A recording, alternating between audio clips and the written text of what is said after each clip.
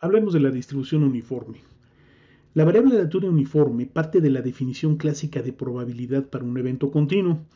Al principio de curso dijimos que la probabilidad del evento A es igual al cociente del número de elementos del conjunto A entre el número de elementos del espacio muestral.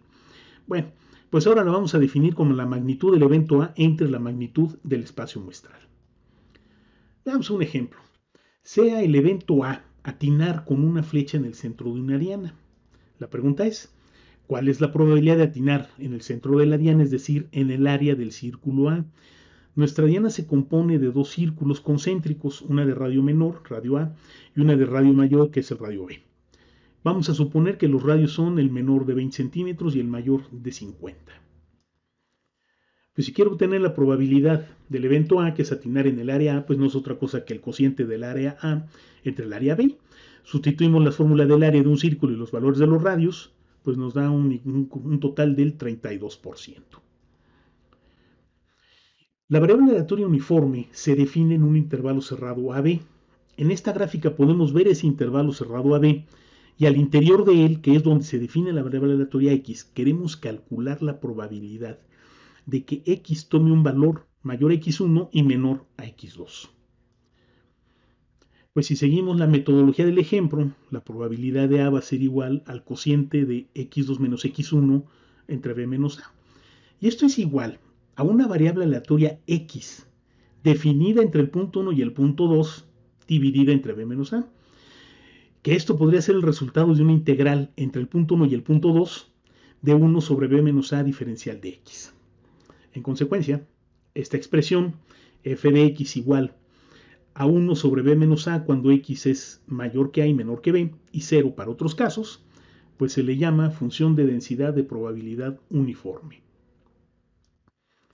Su gráfica la tienen a la vista. Pueden ver que los valores de la función son 0 abajo de a y arriba de b, pero en el interior del intervalo AB tienen un valor uniforme que es de 1 sobre b menos a. Esto es lo que le da el nombre a la distribución.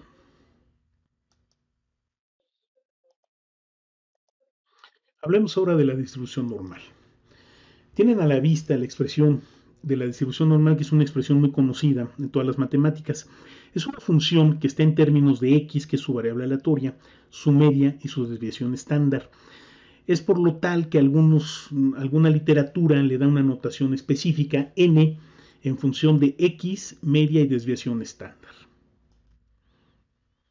Tienen a la vista la gráfica de esta distribución normal, la muy famosa campana de Gauss, que siempre está centrada en su media y la forma de la campana la da su desviación estándar.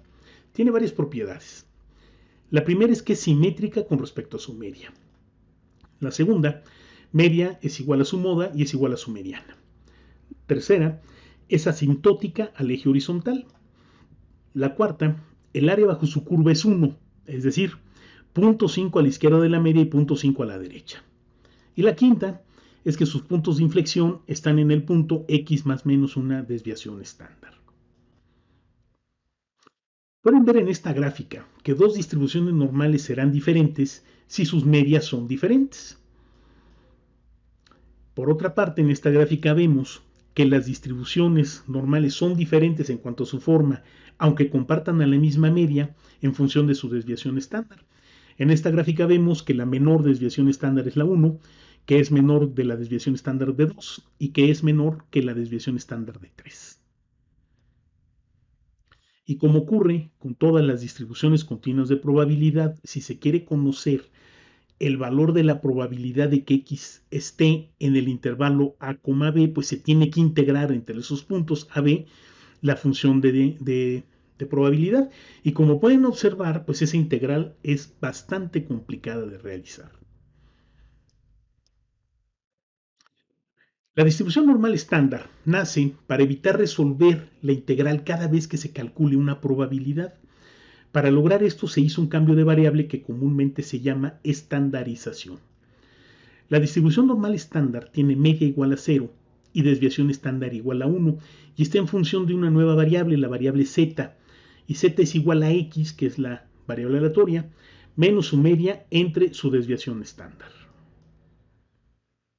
De tal forma que si al inicio del problema queríamos calcular la probabilidad de que x fuera mayor que 1 y menor que x2, pues ahora calcularemos la probabilidad de que z sea mayor de z1 y menor de z2, y tenemos que integrar a la distribución normal y ya con el cambio de variable entre los puntos z1 y z2, y como pueden ustedes observar, la integral que tienen a la vista es muchísimo más sencilla que la previa.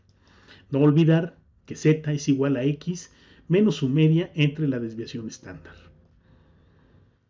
Bueno, pues lo que acabo yo de decir en forma gráfica es que si en el problema inicial queríamos calcular la probabilidad de que x fuera mayor que x1 y menor que x2 en una distribución normal centrada en su media con forma de su desviación estándar, pues hacemos un cambio de variable a la variable z, donde z es igual a x menos la media entre su desviación estándar, y ahora lo que vamos a hacer es calcular el valor de la probabilidad de que z sea mayor que z1 y menor que z2 de una distribución centrada en 0 y con forma de campana por su desviación estándar igual a 1. Esta integral, como ya vimos, es mucho más sencilla y solo se debe calcular una vez para resolver cualquier problema de una variable aleatoria normal. Bueno, esta función normal estándar tiene las características que pueden observar. Primero, está centrado en su media y su media vale 0. La forma de la campana obedece a una desviación estándar igual a 1. Vamos a tener la mitad del área, 0.5, a la izquierda de la media y la otra mitad, 0.5, a la derecha de ella. Y para los valores de z negativos están a la izquierda de la media y los valores de z positivos están a su derecha. ¿Cómo se calcula el área y se manejan las tablas? Bueno, tienen ahí la imagen de cualquier tabla. Las tablas que normalmente se ofrecen en cualquier bibliografía, pues son las tablas de la función de distribución o de probabilidad acumulada. Los valores de z siempre tienen el mismo formato. Es un entero y dos decimales.